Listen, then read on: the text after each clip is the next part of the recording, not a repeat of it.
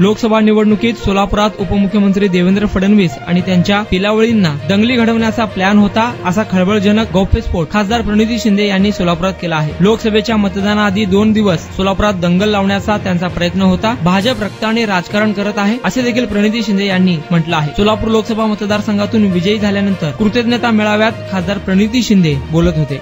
देवेंद्र फडणवीस जी आणि त्यांची सगळी पिलावर आपल्या सोलापुरात आलेली सांगितलेलं दंगली लावामध्ये दंगल लावणार होते 2 दिवस आधी सोलापुरात. लाज वाटायला पाहिजे. रक्तानं राजकारण करतात लोक. आज मी ठरवले का नाही बोलणार.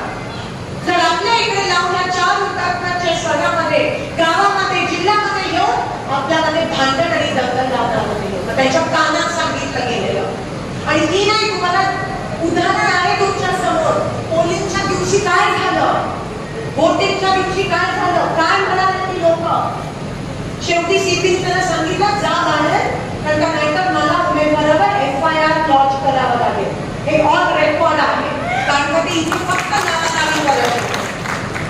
त्यांना सांगितलेलं की आपण निवडणूक हातातून गेले भाजपच्या, म्हणून एकच उपाय आहे आपल्यामध्ये, दंगल लावा, लोकांमध्ये विभागणी करा, पेटवापेटवी करा आणि निवडून या, असं त्यांना सांगितलं गेलेलं. म्हणून तुम्ही त्यांच्या मागच्या 5 दिवसाची भाषणं बघा.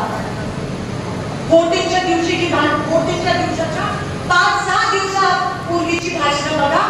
तुम्हाला पुरावा मिळेल की ते कसे फक्त लावालावी करायला गेले.